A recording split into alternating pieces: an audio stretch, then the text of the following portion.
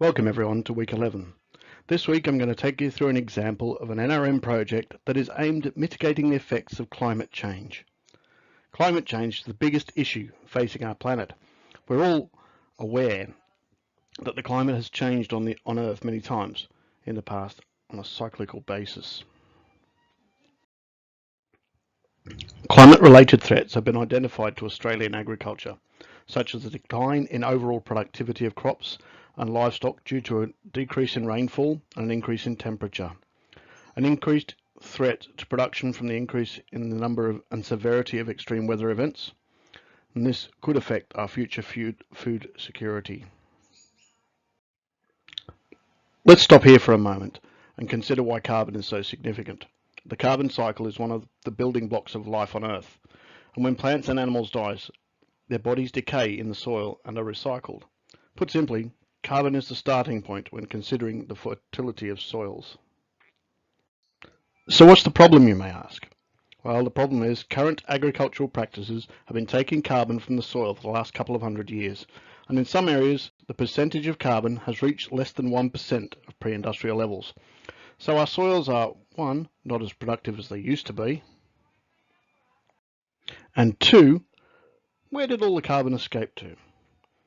As we well know, mankind has driven the changing of the climate, not just through the use of fossil fuels, but through industrialization, current agricultural methods, and by sheer population size that the planet has to support.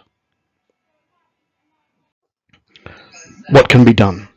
What needs to be addressed is the action that mankind has taken whilst taming this planet. Now that there is a greater understanding of the effect that mankind has on the planet, action is required.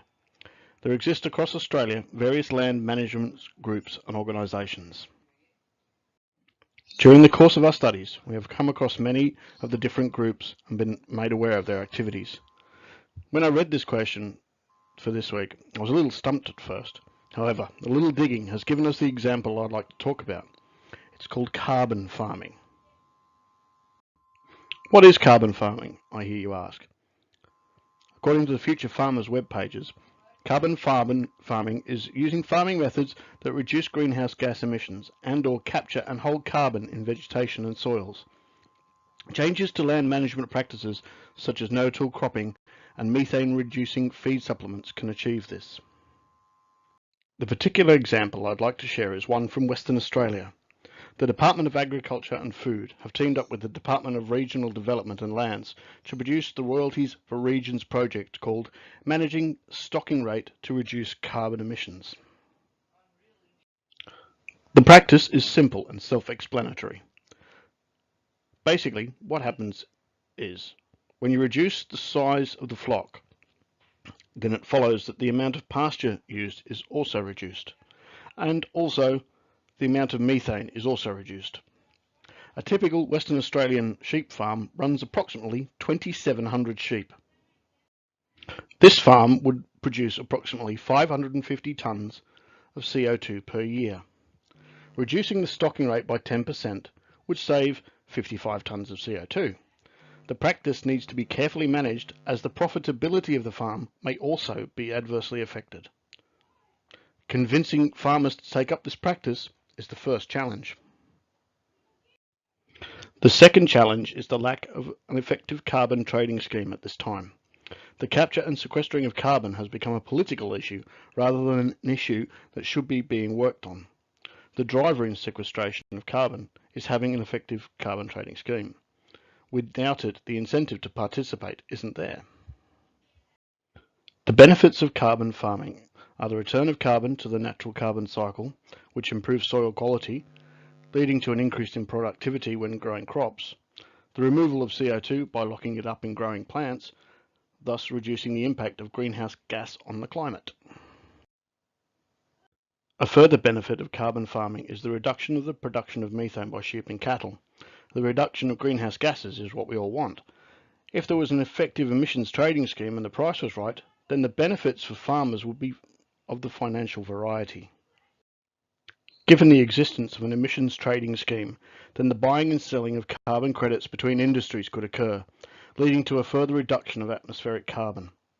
Currently, Australia doesn't have an effective carbon trading scheme, and as a result, this project is merely just a project. The modelling to support the science is there, and an NRM project such as managing stocking rates to reduce CO2 emissions could be a countrywide thing, adapting to various size farms and stock types across the nation. Team this with other farming carbon practices such as no-till cropping and stubble retention would lead to the increase in levels of soil organic carbon, which leads to greater soil quality and better crops. The reduction of atmospheric CO2 as a result of these carbon farming strategies would also, hopefully, reduce the impact of any global climate change.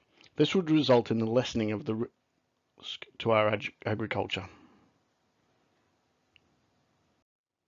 Resetting agricultural thinking and practices is a big challenge, but current practices are leading to a degraded agricultural lands and a potential change to our climate that threatens our way of life. It is possible to reset the current thinking, and NRM projects that are adaptively managed are the way forward. To wrap up, we have looked at just one aspect of carbon farming and some of the associated practices that can complement it. This NRM project is a positive step forward for the agricultural industry. It does need the support of a government committed to making an effort to work hard on reducing carbon emissions across the country. Continued support for research and work dedicated to the reduction of CO2 emissions is a big challenge facing us all as potential environmental managers. Our strategies need to be flexible and adaptive. Carbon farming is just another tool in the box when it comes to solving the wicked problems that our actions have given us. Thanks for listening, and I hope you can take something away from this presentation.